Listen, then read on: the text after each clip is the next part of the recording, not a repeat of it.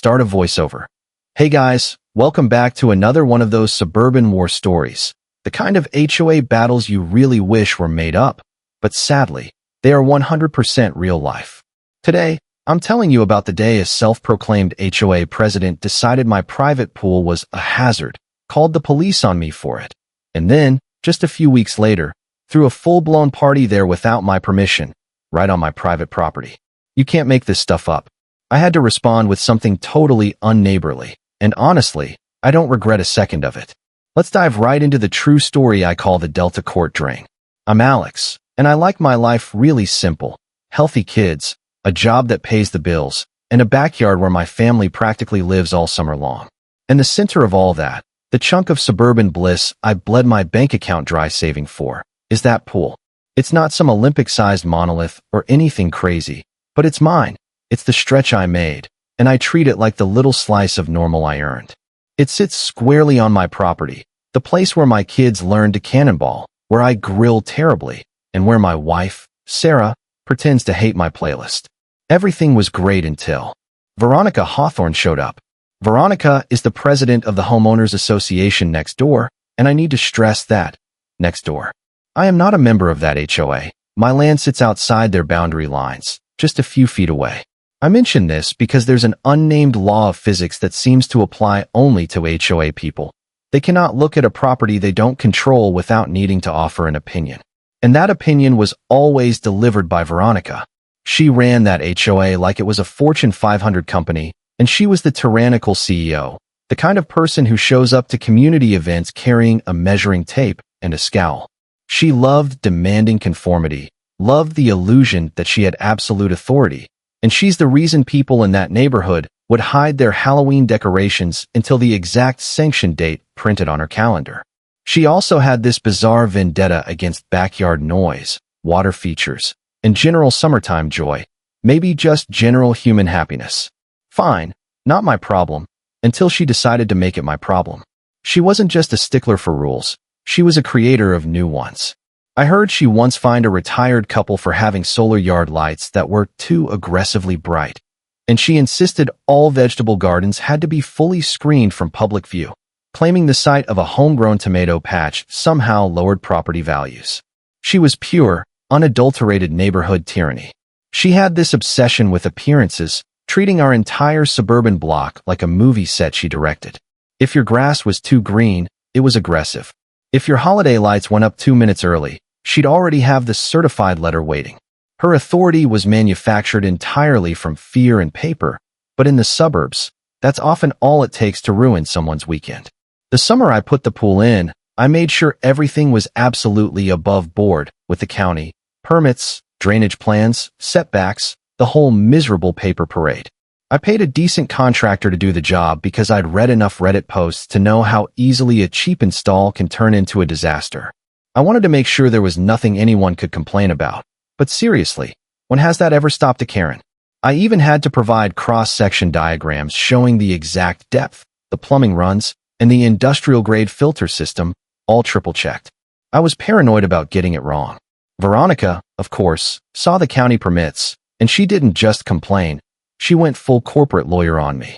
She actually mailed me a formal, 6-page document citing obscure drainage codes from a completely different county-level codes that absolutely did not apply to Delta Court, implying my entire pool structure was a subterranean liability. She knew it was baseless, but she was throwing legal jargon at the wall, hoping something would stick, hoping I'd just cave under the paperwork. First, it was the color of the pool cover, not in keeping with the neighborhood aesthetic. Then, it was the number of pool parties we hosted, even though they were just a few family friends. She left a stack of passive-aggressive flyers in my mailbox about noise and neighborly respect. I started ignoring her because you can only fight so many petty battles. But a few weeks later, she crossed the line from annoying to actively intrusive. She showed up at my gate on a day we were having a swim for the kids and their friends. You know, the usual parent/lifeguard routine. She stood there, hands on her hips, face red like she was about to start steaming like an old cartoon teapot. Alex, her voice was sharp. You need to evacuate that pool immediately. It is a hazard. I am calling the police. I looked at her, then back at the kids splashing happily. Excuse me, Veronica, what are you talking about? I work for the HOA Enforcement Board. This sorry excuse for a pool attracts mosquitoes and deadly diseases. It's a risk to the entire community, and you haven't maintained the required chemical balance. This is your last warning. Clear it out now. I tried to stay calm, even though my blood was boiling. Evacuate. This isn't an HOA pool. This is my private property, and you have zero authority here. The county signed off on all the health and safety checks. Call the police if you want, but I wouldn't be surprised if you were the one arrested for creeping on kids in a pool. That's when she actually dialed 911. She didn't sound panicked or anything. She spoke calmly, like she'd practiced the call in the mirror at least a dozen times. She made false claims about unsupervised small children in an illegal pool and exaggerated the public health risk. I didn't want a scene in front of the kids, so I got them inside with the promise of a movie and a mountain of snacks. And I guess that red flag about children potentially drowning is serious, because it wasn't long before 2 officers actually showed up. They asked for permits, and I handed them the paperwork. They asked about supervision, and Sarah, my wife, a school nurse, calm as a cucumber, stepped out and confirmed everyone was supervised. The officer, a young guy named Miller, looked completely done with the situation. He spoke with Veronica for a minute, listened to her escalating complaints about aesthetics and property depreciation, and then, with that kind of weary kindness reserved for people who actually live in the real world, he told her this was not a criminal matter, and if she was serious, to take it up with the county zoning board. He was basically saying, "Ma'am, go waste someone else's time. We have real emergencies, and this ain't one of them." The look Officer Miller gave me, a tired, knowing glance that said asterisk, "I get paid too little for this," was priceless. Veronica was incandescent. She made a sound somewhere between a hiss and a groan, snatched her HOA binder off the fence post, slammed her car door so hard it echoed down the street, and squealed her tires, leaving the cul-de-sac like a cartoon villain. She was clearly humiliated, not just by me, but by the actual police. She had called in the big guns, and they had failed her. We thought, good, she hit a wall. She'll back off now, right? Wrong. She was only planning her next, much bolder move. But guys, Veronica's next move is something I simply cannot explain. The inner machinations of her mind are truly an enigma, right? Maybe we're just not smart enough to grasp the mind of a high-functioning Karen. Because after all the complaining, all the trying to prove my pool was dangerous and illegal, her next plan was to host an official HOA event in that exact pool. My family was out that afternoon, and we only found out when we drove home. When I saw a huge crowd of people swimming in and around the pool, at least 30 strangers, along with a sign planted in the grass that read, HOA Pool Party, that's when I realized what the hell she had done on my property. "Sarah, get the kids inside now," I said, my voice tight. "This is about to get ugly." I walked out to the backyard, looking for Veronica to demand an explanation and warn her to clear out immediately. She was standing near a check-in table, wearing a wide-brimmed hat, looking absolutely triumphant. "Veronica, what in God's name are you doing?" She turned, raising a chilly eyebrow. "Oh, Alex. Welcome home. We're hosting the Willow Creek Summer Bash. You should enjoy sharing for once." "Sharing? This is my property. I am not a member of your HOA, and this pool is not yours. You called the police and said it was a hazard, and now you're throwing a party here." She waved away my words with a dismissive flick of her wrist. Well, after the police came, I consulted with our legal counsel, and they advised that because your pool has a visual impact and potentially affects the community drainage system, it established a community precedent right, meaning your construction gave the HOA the right to utilize it. And having established physical possession today, that precedent is now irreversible. She smirked. "So, you should relax. We won't charge you a usage fee. We've won." That single word, "won," landed like a punch. I realized in that instant that this was no longer about rule enforcement or aesthetics. It was about outright theft. She wasn't just being petty. She was trying to establish a legal easement, a kind of squatter's right, arguing that the pool's proximity and impact on the surrounding area made it communal property. She was exploiting the fact that the police had deferred the matter to civil court. This wasn't a minor offense. This was a direct attempt to steal a 6-figure investment. The thought of losing our pool, our family's sanctuary, to this smug, self-appointed dictator, of seeing her parade her paying HOA members through our gate every summer, was truly terrifying. Her calculated malice was far worse than her initial temper tantrum. She completely ignored both our past conversations and the current confrontation, acting like she'd just won the Oscar for entitlement.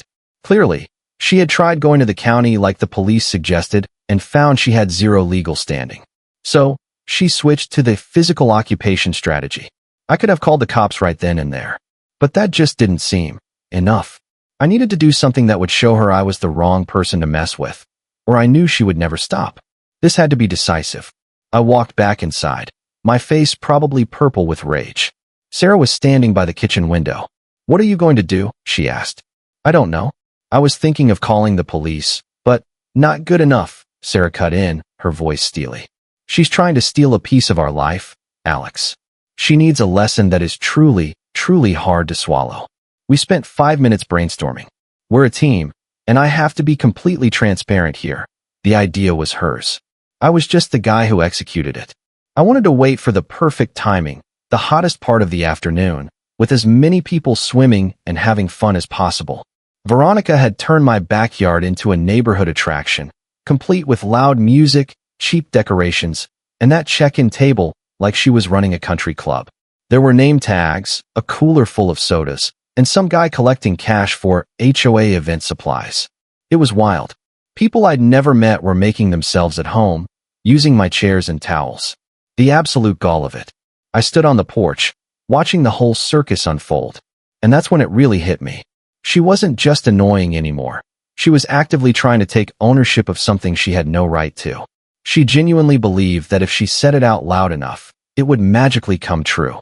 So, I decided that if Veronica wanted to claim my pool, she could have it, but it would be an empty pool. I walked around to the equipment area behind the fence, found the main gravity drain valve, the one the contractor installed for emergencies, and I pulled it. Nothing dramatic happened right away. The water level just started slipping lower, inch by inch, slowly, while everyone kept swimming and laughing like nothing was wrong. It was a slow-motion car crash of pure, distilled entitlement.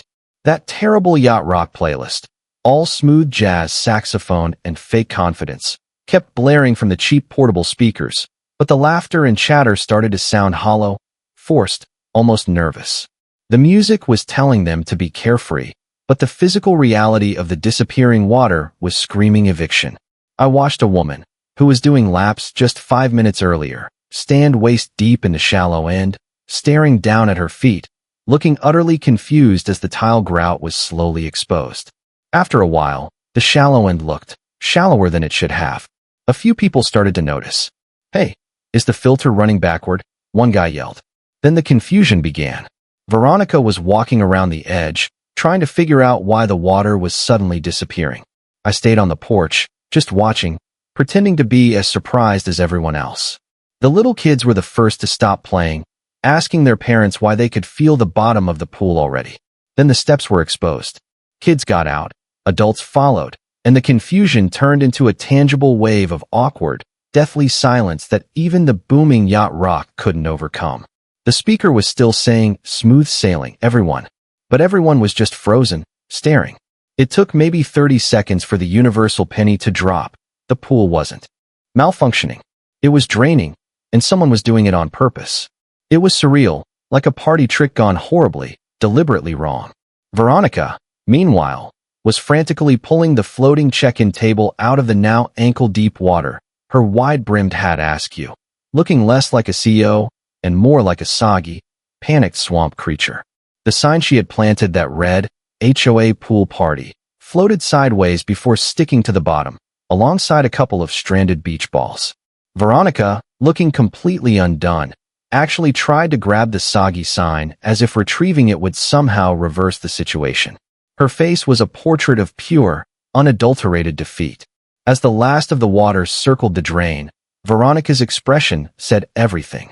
She looked around for someone to blame, but most of her guests were already leaving, grabbing their towels and making quick excuses. Nobody wanted to be part of whatever mess this had turned into. A few people were whispering, some laughing quietly, knowing this was going to be great neighborhood gossip later.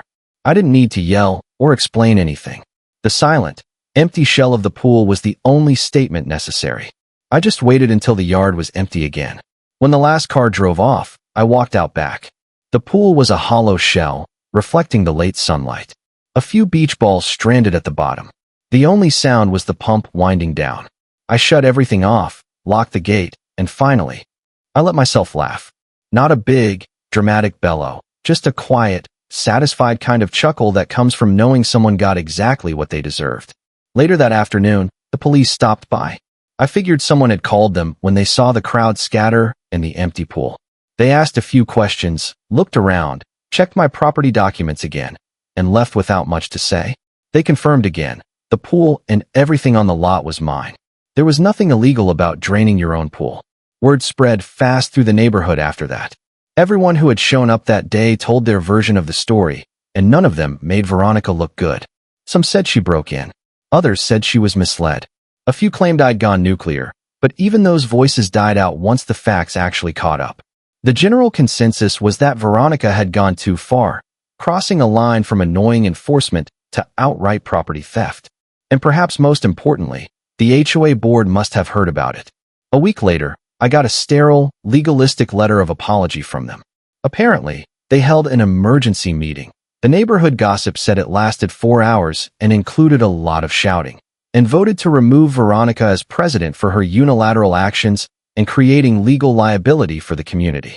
The letter even had a tiny footnote mentioning disciplinary action against a former officer. I didn't bother responding. I just refilled the pool and went on with my life. Yes, was it expensive to drain and then fill up a pool again? Absolutely. But I still think the revenge I got was worth every penny, especially all the backlash Veronica got from her own neighbors. Things settled down. But here's the thing that only Sarah and I know. When I drained that pool, the sheer volume of water I dumped into the nearby drainage system, my land is slightly higher. It caused significant, though subtle, erosion and damage to the stone retaining wall that the HOA owns, right on the property line. It wasn't intentional damage, but the force of the rapid drain did it. That retaining wall repair, let me tell you, is a structural nightmare. The wall wasn't designed to handle that kind of rapid hydrostatic pressure, tens of thousands of gallons all at once. It needed a complete structural fix involving civil engineers, permits, and heavy equipment brought in through the HOA's side. The initial estimate I overheard the neighbors discussing was easily north of $20,000. And here's the kicker. By law, since the retaining wall sits entirely on HOA land, and its failure was caused by drainage which she herself had tried to claim authority over, they have to pay for it. Veronica, in her final, desperate, malicious act to seize my pool, inadvertently created a catastrophic, 5-figure financial liability for the very organization she once ran. I was never charged, never questioned, and I've never told a soul. That is my quiet, perfect little secret. She managed to stick the HOA with a 5-figure bill on her way out. A few weekends later, we had our own small gathering. Just family, some food, and music drifting through the backyard. The kids splashed around. Everything was peaceful again. Every now and then, I still catch Veronica driving past slowly, staring at the fence like she's hoping for a rematch. But she never stops anymore. She just keeps driving, probably wondering how everything slipped out of her control. And every time I see her car go by, I can't help but smile a little bit, because the pool she tried to claim, it's still here, and it's still mine. So guys, I have to ask you, was the act of draining the pool right in front of the crowd enough of a revenge move?